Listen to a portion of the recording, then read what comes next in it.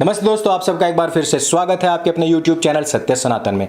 आज हम बात करने वाले हैं मुजफ्फरनगर के महापंचायत के विषय में कि किस प्रकार से पूरे देश के अंदर एक बार फिर से तथाकथित किसान आंदोलन की आड़ में देश की थू थू कराई है।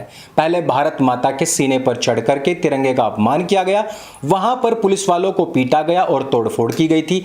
इस बार मातृशक्ति को घेर करके भेड़ियों की तरह अपमानित किया गया और जिस प्रकार से उन्होंने महिला के ऊपर आक्रमण किया, हमला किया और जिन शब्दों का प्रयोग किया, इनकी महिलाओं के प्रति मानसिकता को भी दर्शाता है।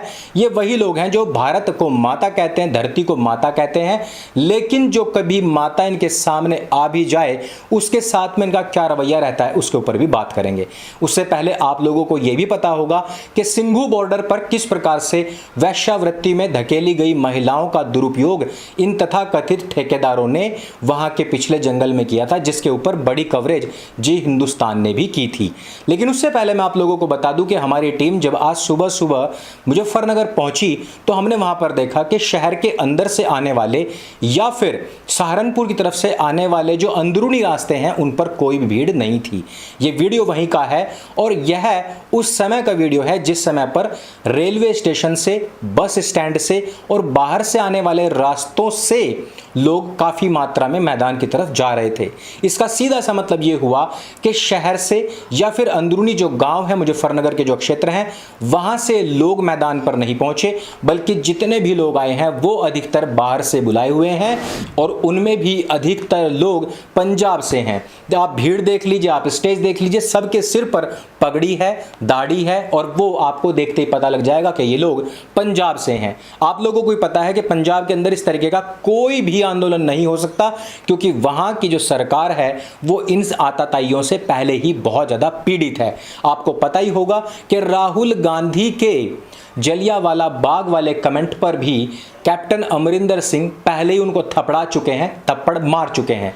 अर्थात कैप्टन अमरिंदर सिंह का एक ही नुस्खा है, एक ही तरीका है कि मेरे सामने कोई भी इस तरीके की बात नहीं कर सकता, चाहे वो राहुल गांधी हो और चाहे वो तथाकथित किसान नेता हो और चाहे वो आड़ती हो। पंजाब के अंदर आप इस तरीके का कोई उत्पात नहीं कर सकते। हाँ, उत्तर प्रदेश जैसी जो जगह है, दिल्ली बॉर्डर जो है, वहां आप जा करके कर सकते हैं। इस आंदोलन को चलाने वाला कौन व्यक्ति? वही व्यक्ति जिसकी बदतमीजियों का कोई भी आर पार अभी तक निकल करके नहीं आया है। हिमाचल प्रदेश की जनता के बीच में जाकर के जो व्यक्ति हिमाचली व्यक्ति को कहता है कि तेरे बाप की सड़क है क्या, उस व्यक्ति से यदि ये पूछ लिया जाए कि जिन सड़कों पर तू बैठा हुआ है वो क्या तेरे बाप की सड़क है, ये व्यक्ति भड़क जाता है और उसको तमीज सिखाने लग जाता है और उसके लोग उसको इतना डांटते धमकाते हैं कि वो व्यक्ति आखिरकार माफी मांगने के लिए मजबूर हो जाता है।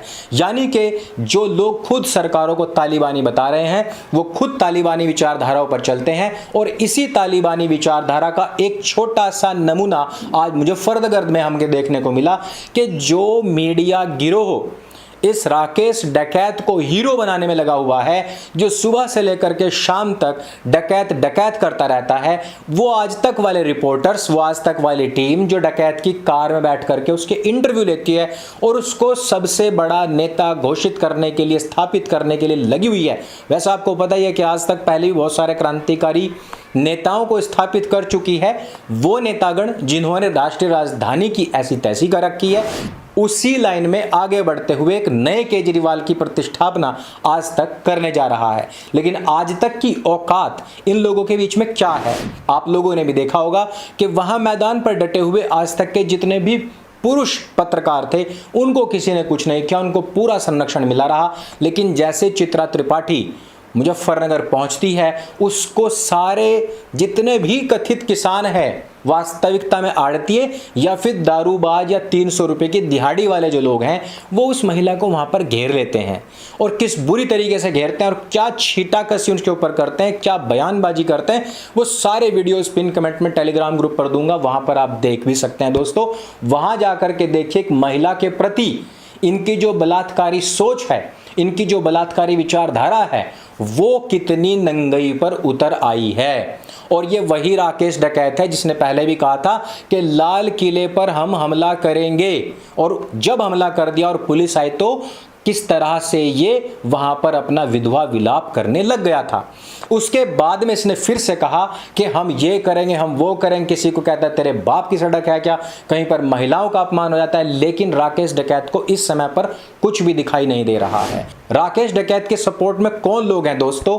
समाजवादी पार्टी और रालोद आने वाले चुनावों में अब गठबंधन करने के लिए पूरी तरीके से तैयार है।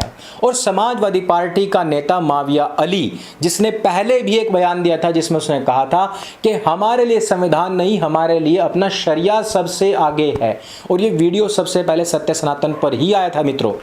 यही माविया अली अपनी भीड़ को उठा करके ले जाता है, अर्थात वहां पर कौन है? या तो वहां पर पंजाब से आने वाले लोग हैं, और या फिर हमारे क्षेत्रों के आसपास के जितने भी मलेच्छगण हैं, जितने भी समाजवादी पार्टी के लोग हैं वो हैं, या बाहर से बुलाए हुए दिहाड़ी मजदूर के जो लोग हैं वो हैं। दूसरा पोस्टर देखिए, इसमें रालोद का जो प्रमुख है जयंत चौधरी, वो खुद कह रहा है कि हम यहां पर जाएंगे। अब आप समझ सकते हैं कि राजनीतिक दल 2022 की बिसात बिछाने में लगे हुए हैं। वो पार्टियां जो अपना पूरा तरीके से अस्तित्व यूपी के अंदर खो चुकी हैं, वो पार्टी अब जुगत में लगी हुई हैं। और इन पार्टियों की ये जुगत कामयाब नहीं होगी, क्योंकि ये जो भीड़ आपको दिख रही है ये यूपी की वोटर नहीं है। कल जब राकेश डकैत कहीं से पर्चा लेकर खड़े होंगे और हार जाएंगे तो कहेंगे कि ये देखिए यहां पर ईवीएम हैक कर ली गई है। ईवीएम हैक की बात करेंगे, लेकिन दूसरे राज्यों की जो भीड़ आज आप हैक कर रहे हो, जो बसों में भर करके आ रही है, जो रेल में भर करके आ रही है, जो ट्रैक्टर ट्रॉली और ट्रकों में भर करके भीड़ आ रही है, उसके बारे में क्यों नहीं बात करते हैं? असल दिक्कत ये भी है कि एक तो भारत की सरकार जो है वो ढंग से काम कर रही है। इस पेंडेमिक के दौरान भी उसने 2-2 टीका निर्माण किया है उस समय पर, जिस समय पर 4-5 देश ही एक टीका निर्माण कर पाए थे इस महामारी के दौरान में। दूसरी समस्या ये है दोस्तों कि जो अभी तक जीडीपी का रोना रो रहे थे, उन लोगों की बवासीर उस समय पर बढ़ गई जब पता लगा कि प्रथम जो तिमाही है उसकी जीडीपी 20+ है, अर्थात जो अभी तक देखने में भी नहीं मिली थी वहां तक वो पहुंच चुकी है। तीसरी और सबसे महत्वपूर्ण चीज कि नरेंद्र मोदी विश्व के प्रख्यात और नंबर 1 नेता बन चुके हैं। 70% लोगों ने कहा कि नरेंद्र मोदी सबसे महान नेता हैं, सबसे कद्दावर नेता हैं और वो वैश्विक नेता हैं। जहां पर कहीं पर नंबर 1 की कुर्सी पर हमेशा कब्जा रहता था अमेरिका का, वहां पर एकदम से नरेंद्र मोदी का आना ये किसी बड़े आश्चर्य से कम नहीं, ये पूरे विश्व का आंकड़ा है मित्रों। यह कोई आज तक यह एनडीटीवी का आंकड़ा नहीं कि जो कहीं पर भी खड़े होकर के कह देते हैं कि देश की 95% जनसंख्या चाहती है कि शाहीन बाग वालों की बात मान ली जाए। ये वो आंकड़ा नहीं है जिसमें कह दिया जाता है कि ये जो भीड़ आई है वो मुजफ्फरनगर में 50 लाख से ज्यादा लोग जुट चुके हैं। ये वो आंकड़ा नहीं है जो आजकल किसान आंदोलन में प्रयोग किया जाता है कि अडानी और अंबानी को ये देश बेच दिया गया है। ठीक उसी प्रकार से जिस प्रकार से ताजमहल भी, ठीक उसी प्रकार से जिस प्रकार से लाल किला भी कभी के टाइम में 25 करोड़ में बेच दिया गया था। तो दोस्तों ये जो आंकड़े हैं ये परेशान कर रहे हैं राकेश डकैत को, रालोद वालों को, समाजवादी पार्टी वालों को। वो आंकड़े परेशान कर रहे हैं इन लोगों को जब कोई ऑस्ट्रेलिया का एमपी कहता है कि योगी जी को हमें दे दो। वो आंकड़े परेशान करते हैं जब आपको पता लगता है हजारों एनकाउंटर उत्तर प्रदेश में हो चुके हैं। सैकड़ों बड़े बड़े जितने भी गुनहगार, बाहुबली कहिए या मलेच्छगर्दी में लिप्त ऐसे लोग जिन्होंने दूसरों का खून चूसा वो ढेर हो चुके। वह बढ़ती हुई जो धड़कनें हैं राकेश डकैत जैसे माफियाओं की, वह परेशान करती है इनको और वो चाहते हैं कि किसी भी प्रकार से एक बार सत्ता हथिया लें ताकि जो इनके जीजा लोग अतीक और अंसारी जैसे लोग जो जेलों में हैं ताकि उनको बाहर निकलवाया जा सके, ताकि इस जनता को फिर से आड़तिया बन करके चूसा जा सके, ताकि फिर से कोई ऐसा कानून ना आ जाए ताकि पैसा सीधा किसानों के खाते में जाए। पश्चिमी उत्तर प्रदेश की जनता और किसान इस आंदोलन के साथ में नहीं है। आप कितने भी आर्टिकल और कितने भी सर्वे देख लीजिए, केवल और केवल जो भी वीडियोस आपको अजीत अंजुम या प्रज्ञा की देखने को मिल रही हैं, ये सारे के सारे वीडियोस उन बायस्ड लोगों के हैं जो रालोद से या सपा से जुड़े हुए हैं। हम कोशिश करेंगे कि पश्चिमी उत्तर प्रदेश के उन सभी गांवों में जाकर के आप लोगों तक जानकारी पहुंचाई जाए जो किसान तो हैं लेकिन अपेक्षित हैं इन बड़े बड़े मीडिया गिरोहों की नज़र से, जो अपेक्षित हैं उन मीडिया गिरोहों की तरफ से जो सीधे गाजीपुर बॉर्डर से मशहूर होकर के सीधे सीधे जाटलैंड या उनके गांवों में पहुंचते हैं, सीधे सीधे मुसलमानों के बीच में पहुंच करके पूछते हैं कि सरकार किसकी आएगी, जैसे कि कोई पंचर छाप ही सबसे बड़ा किसान हो। तो आप भी जनता दरबार चैनल को सब्सक्राइब कर लीजिए। आने वाले समय में हम आपको पश्चिमी उत्तर प्रदेश और पूर्वी उत्तर प्रदेश की अलग अलग रिपोर्टिंग दिखाएंगे और हम आपको बताएंगे कि ये वो गांव हैं जो अभी तक भी किसी भी रिपोर्टर से अछूते रहे हैं। तो दोस्तों इस वीडियो में सिर्फ इतना ही। राकेश डकैत की मुख्य समस्या है कि यहां से माफिया राज खत्म हो चुका है। यह देश अब महान और बड़े देशों, विकसित देशों की कतार में खड़ा हुआ है टीका निर्माण में। यहां का जो प्रधानमंत्री है वो विश्व का प्रमुख नंबर 1 नेता बन रहा है। यहां की जीडीपी 20+ जा रही है, किसानों का पैसा उनके खाते में सीधा पहुंच रहा है।